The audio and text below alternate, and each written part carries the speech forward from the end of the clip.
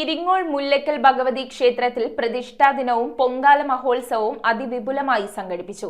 തന്ത്രി ഒറോഴിയം ശങ്കരൻ നമ്പൂതിരിയുടെ മുഖ്യ കാർമ്മികത്വത്തിലാണ് ഉത്സവ ചടങ്ങുകൾ നടന്നത്.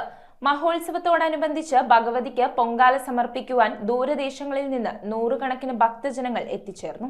ഇരിങ്ങോൾ മുല്ലക്കൽ ഭഗവതി ക്ഷേത്രത്തിലെ പ്രതിഷ്ഠാ ദിനവും പൊങ്കാല മഹോത്സവവും അതിവിപുലമായി സംഘടിപ്പിച്ചു. 6 നാൾ നീണ്ടുനിന്ന തിരുവുത്സവ ആഘോഷങ്ങളുടെ സമാപന ദിവസം ഭഗവതിക്ക് പൊങ്കാല അർപ്പിക്കുവാൻ ദൂരദേശങ്ങളിൽ നിന്ന് നൂറുകണക്കിന് ഭക്തജനങ്ങൾ എത്തിച്ചേർന്നു. തന്ത്രി ഓറോഴിയം ശങ്കരൻ നമ്പൂതിരിയുടെ മുഖ്യ കാർമ്മികത്വത്തിലായിരുന്നു ഉത്സവ ചടങ്ങുകൾ നടന്നത്. പട്ടശ്ശേരി മനയിലെ കുടുംബാംഗമായ രമണി അന്തർജനം പൊങ്കാലെടുപ്പിൽ അഗ്നി പകർന്നതോടെ പൊങ്കാല ചടങ്ങുകൾക്ക് തുടക്കം കുറിച്ചു. തുടർന്ന് രമണി അന്തർജനത്തെ പൂർണ്ണ കുംഭം നൽകി ക്ഷേത്രത്തിലേക്ക് സ്വീകരിക്കുന്ന ചടങ്ങ് നടന്നു. മൺകലത്തിനെ നമ്മുടെ ശരീരമായും അതിൻ്റെ അകത്ത് ഇടുന്ന അരിയെ നമ്മുടെ മനസ്സായും സങ്കല്പിച്ച് അതിൻ്റെ അകത്ത് ചേർക്കുന്ന ശർക്കരയെ ആത്മാനന്ദമായി സങ്കല്പിച്ചും നമ്മുടെ അഹങ്കാരത്തിനെ വെടിയാനായിട്ട് അമ്മമാര് ചെയ്യുന്ന ഒരു ചടങ്ങാണ്. ഒരു നാടിനാകെ അനുഗ്രഹം ചൊരിഞ്ഞ് കുടികൊള്ളുന്ന ഭഗവതിക്ക് മുന്നിൽ പഴയ കാലത്ത് അന്തർജനങ്ങളാണ് നിവേദ്യം ഒരുക്കിയിരിക്കുന്നത്. ഇതിന്റെ സ്മരണാർത്ഥമാണ് ക്ഷേത്രത്തിൽ നടക്കുന്ന പൊങ്കാല ചടങ്ങുകളെന്ന് ഭാരവാഹികൾ പറഞ്ഞു. ചരിത്രപരമായ ഒട്ടേറെ പ്രാധാന്യമുള്ള